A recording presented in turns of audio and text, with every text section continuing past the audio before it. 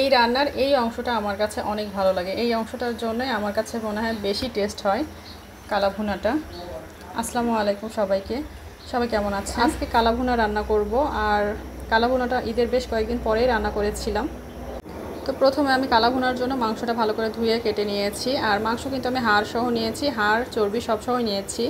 তো তারপর আমি নিয়েছি মশলা, রাঁধুনি রেডি মিক্সের কালা ভুনার মশলাটা নিয়েছি।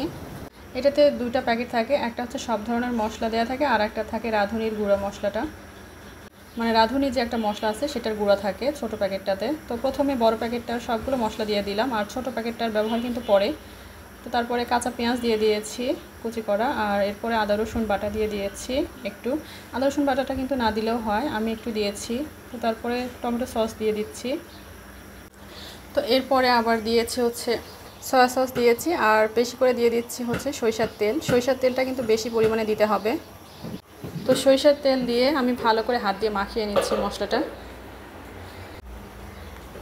মশলাটা কিন্তু খুব সুন্দর করে মাখাতে হবে। আর মাখাতে মাখাতেই কিন্তু একটা সুন্দর কালার চলে আসবে, কালা ভুনার কালো কালো টাইপের একটা কালার চলে আসবে। তো এরপরে আমি মাখিয়ে নিয়ে পানি দিয়ে দিয়েছি একটু রান্নার জন্য। তো ঢাকনা দিয়ে দিলাম, আর কিছুক্ষণ পরে ফিরে আসছি যখন পানিটা বলক উঠে এসেছে। এ পর্যায়ে নেড়ে চেড়ে দিচ্ছি মাংসটা।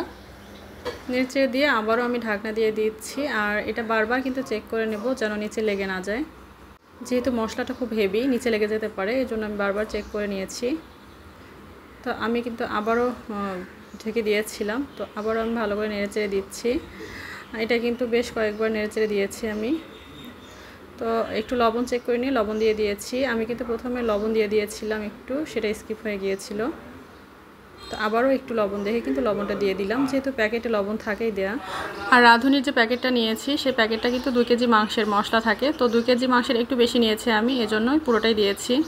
তো মাংসটা কষিয়ে কিন্তু আমি পানি দিয়েছিলাম রান্নার জন্য, আর পানিটা শুকিয়ে এসেছে। এই পর্যায়ে আমি দিয়ে দিচ্ছি রাঁধুনির যে ছোট প্যাকেটে রাঁধুনির গুঁড়াটা থাকে, সেই রাঁধুনির গুঁড়াটা দিয়ে দিচ্ছি পুরোটাই। আর কালা ভুনাটা রান্নার ক্ষেত্রে কিন্তু খুব সময় নিয়ে রান্না করতে হবে, বেশি তাড়াহুড়া করে রান্না করলে কিন্তু টেস্ট আসবে না। তো এরপরে আমি বাগার দিয়ে দিচ্ছি। আর বাগার দেওয়ার জন্য পেঁয়াজ কুচি দিয়েছি সরিষার তেলে, আর দিয়েছি শুকনো মরিচ আর রসুন কুচি দিয়ে দিয়েছি।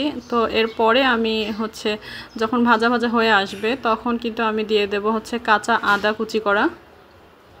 আদা কুচিটা কিন্তু একদম শেষের দিকে দিতে হবে, হালকা ভেজে নিয়ে তারপর বাগার দিয়ে দিতে হবে। তো আদা কুচি দিয়ে আমি হালকা করে নেড়েচেড়ে ভেজে নিচ্ছি। তো আমার ভাজা হয়ে গিয়েছে, এখন আমি কিন্তু বাগার দিয়ে দিচ্ছি। মাংস দিয়ে দেবো এর মধ্যে, কিছু মাংস দিয়ে আমি ঢাকনা দিয়ে দেবো সাথে সাথে। তো এভাবে দিলে কিন্তু ফ্লেভারটা ছড়িয়ে যাবে, আর খেতে কিন্তু টেস্টটা ভালো আসবে। সরাসরি কিন্তু বাগারটা ঢেলে দেওয়া যাবে না, এভাবে দিয়ে কিন্তু কিছুক্ষণ ঢাকনা দিয়ে রাখতে হবে। তো আমি কিছুক্ষণ ঢাকনা দিয়ে রেখেছিলাম, এরপরে আমি মাংসর মধ্যে বাগারটা ঢেলে দিয়েছি। তো এরপরেও কিন্তু আমি আরও কিছুক্ষণ জাল করে নেব। এই কালো ভুনাটা কিন্তু একদম ভাজা ভাজা করে নেওয়া যায়, কিন্তু আমি একটু মাখা মাখা করব, এই জন্যই কিন্তু একটু পরেই আমি নামিয়ে নেব। আর এই পর্যায়ে দিয়ে দিচ্ছি পেঁয়াজ কুচি করা।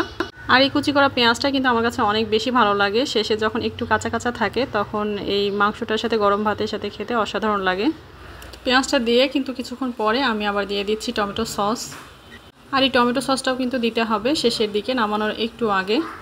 তো দিয়ে আমি ভালো করে নেড়েচেড়ে মিশিয়ে নিচ্ছি, আর আরও কিছুক্ষণ জাল করে নিচ্ছি। তো আরও কিছুক্ষণ জাল করে নেওয়ার পরে আমি চুলাটা কিন্তু বন্ধ করে দিয়েছি। আর কালা ভুনাটা কিন্তু অলরেডি রান্না হয়ে গিয়েছে। তো আমি একটা বাটিতে উঠিয়ে নিচ্ছি।